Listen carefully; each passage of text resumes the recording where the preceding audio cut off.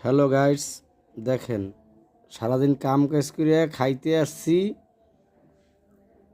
এই আমারে কি দিয়েছে দেখেন, এক টুকরা মাছ আর এই গুড়ি গুড়ি কয়টা চিংড়ি মাছ